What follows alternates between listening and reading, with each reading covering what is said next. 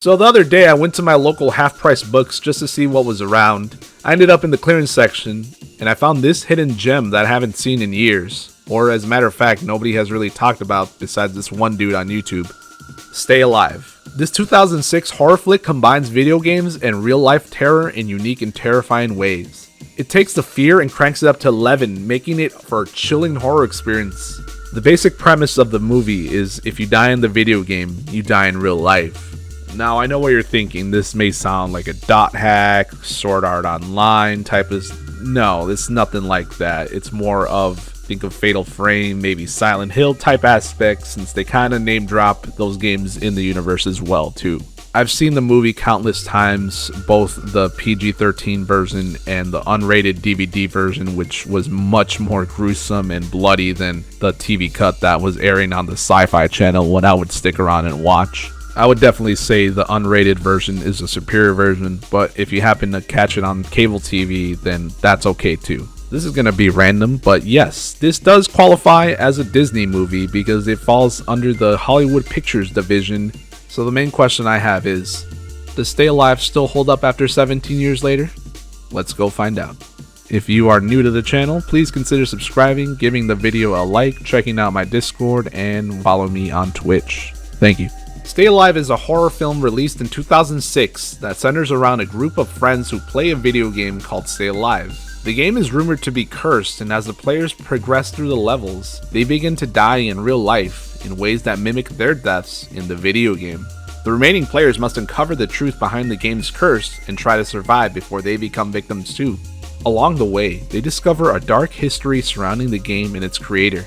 So the film opens up with Loomis Crowley, played by actor Milo Ventimiglia. I definitely butchered that last name, but we're just going to continue rolling with it. The graphics for this game were very dark and gothic. Think of your Resident Evil and your Silent Hill type of vibes. It takes place in an old abandoned mansion where a wealthy family was brutally murdered years before. After Loomis finally encounters the Blood Countess in the video game, he is killed off. He eventually gets up, walks around the house, and he notices that his controller is vibrating again, as if something or someone was nearby. Out of nowhere, he's suddenly attacked by the Blood Countess in real life. The screen goes black. His body is the same depiction as his character was in the video game. What a way to start a movie though. It definitely establishes the game's suspenseful premise and introduces just a glimpse of the terrifying consequences that this could occur with reality and fantasy blurring together so closely. The budget for the film was reported to be around $20 million. Overall, the movie was profitable, but it was considered to be a moderate success at the box office rather than the blockbuster hit it should have become. The film was shot on location in New Orleans, Louisiana, which was still recovering from Hurricane Katrina at the time.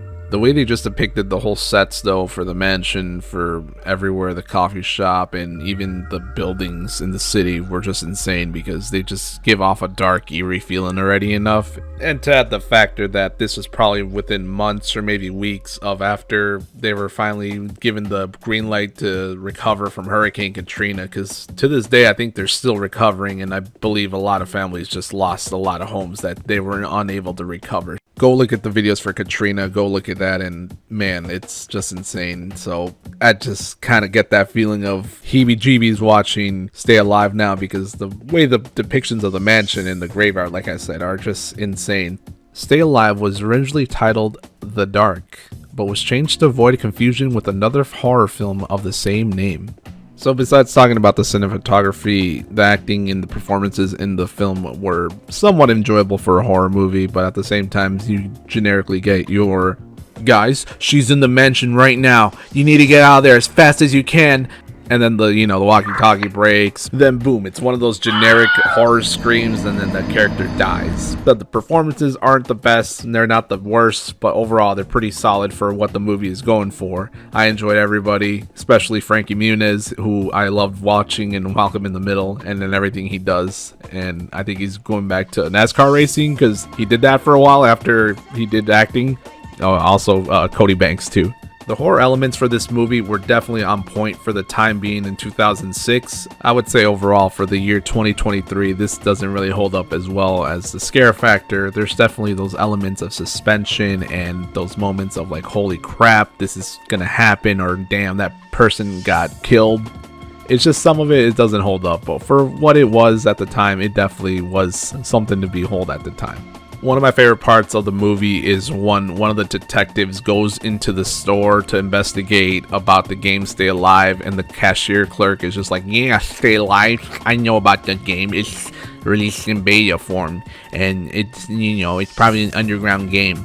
The detective gets all mad because he's not really understanding what the term underground game or the homebrew community or any of that stuff, because why would a detective want to know about homebrew modding and all this other stuff? It's like, he does not give a damn, bro. He's just trying to figure out this murder. So that part was just really funny. Plus I miss when my GameStop was popping and it wasn't so awkward when it was just you and the only employee there. It just made more sense if there was people there you could actually browse. And shout out to the employees doing their work at GameStop. But just sometimes I just want to turn off my brain, look at the wall for 5 minutes, and that's it, man. Just walk out, maybe not buy anything, because who buys from GameStop in 2023? I'm sorry, it had to be said. But if you are that 1% of people that still probably go to GameStop to go get their games, their V-Bucks, whatever they may do, I salute you and all former and current GameStop employees, including myself being a former GameStop employee. The film has a 10% Rotten Tomato score and a 55% audience score, meaning a lot of people didn't really like the movie, or, were mixed on kind of the movie. Reading the reviews, it sounds like everybody sort of had the same idea when they were walking into the movie. The filmmakers could have dispensed more with the actors and plot together. They might have had a better movie. The plot sounds like an utter nightmare, utter nonsense. It seems like fun, but the backstory kind of just doesn't make sense. A lot of people were saying that it was more of a Ring ripoff and it was less scary than the Ring. It's stuttering like a busted console. The lack of logic infects the movie like a virus. There's a lot of harsh reviews for it, but overall, the only thing I could really say is the dialogue every now and then is just kind of unspeakable of every sense of word. But other than that, it's not really that bad of a movie. Eventually, the movie did make its budget back with the international release and its domestic run, as well as DVD sales skyrocketing. That's not including rental sales as well.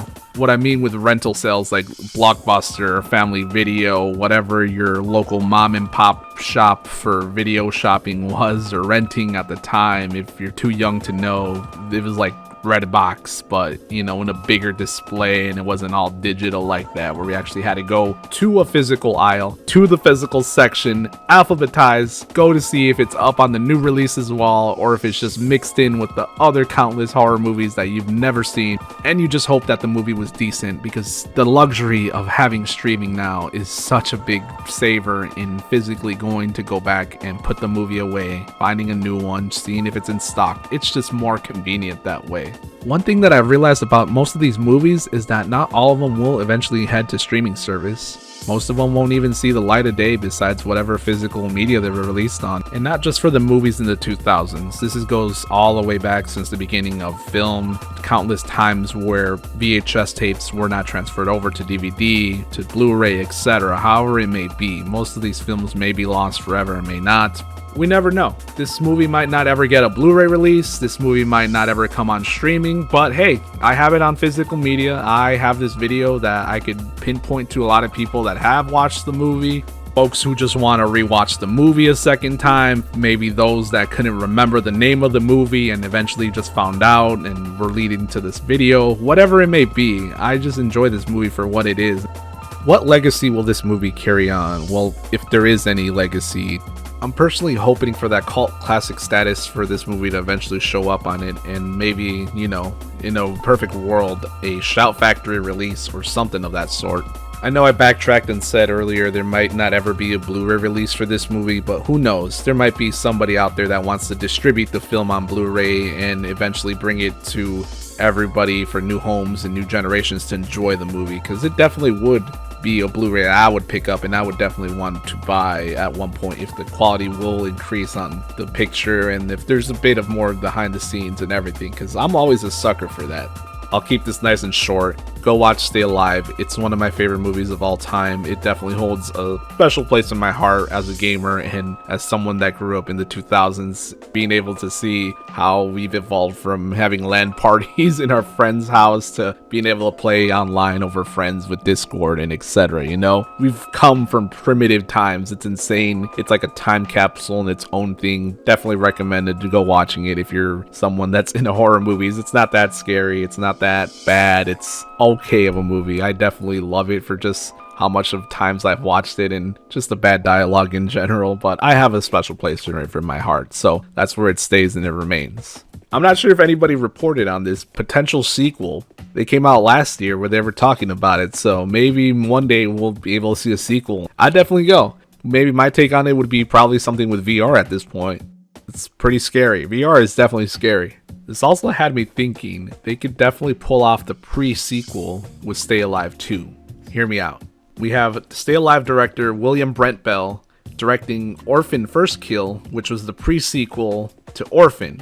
And it worked out so well because I definitely enjoyed First Kill so much. I already loved Orphan, which I was just thinking, how are they going to pull off a pre-sequel years later?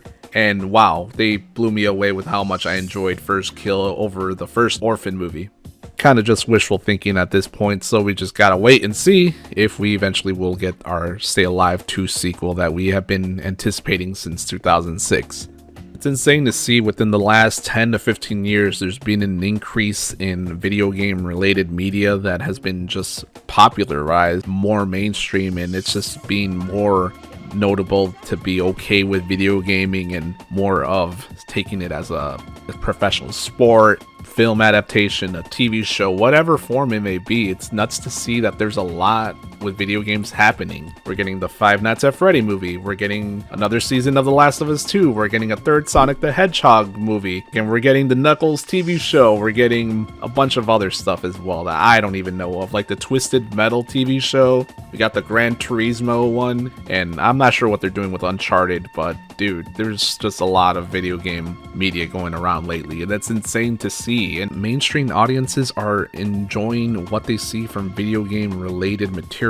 It's good to see that they know that these stories can be told in a perspective of a video game and not just a movie, a TV show, a book, an audiobook, whatever it may be. They could just know they're able to pop in the disc, play for about 6 to 12 hours on a game, and just be like, wow, that was a great story. I definitely want to replay that. Show definitely was a roller coaster of events. I'm going to go rewatch it, recommend it to a friend to look into the video game, then the show, or however they want to perceive it. Same with the Mario movie. Same with Sonic. Same with Warcraft that came out a few years earlier. A lot of people don't remember Warcraft movie. Yeah, there was a Warcraft movie, man. John Carpenter of Halloween and other related horror movies wants to adapt a Dead Space movie. A freaking Dead Space movie. Like, could you imagine that? That'd be insane. And most of you would be like, wouldn't it just be Alien? Well, yes and no, but at the same time, that would be insane to see a Dead Space live action movie rated R on the big screen. I'd like to think that Stay Alive paved the way so early on for video game related media to be consumed by mainstream audiences. I would definitely say that this movie was ahead of its time for what it was, and there's definitely a lot of potential that could be expanded on that universe or within similar ideas, a remake of some sort. There is definitely a lot of potential that they had there. Here's hoping that we eventually do get the long-awaited sequel, and here's hoping that future generations, and maybe yourself, will think that the movie deserves a little bit more love than it first received when it came out. That's going to be all the time that I have for today, everybody. Thank you for checking out the video. Please stick around until the full video ends. Go watch another video. I have plenty around to go watch, so go choose and see what you may find. My final question to you guys: would you go see a live-action rated R Dead Space movie? I definitely would. Comment down below. Until then, I'll see y'all next time. Take care. Follow me on Twitch. Don't forget to subscribe, like the video, and I'll see y'all in the next one. Peace.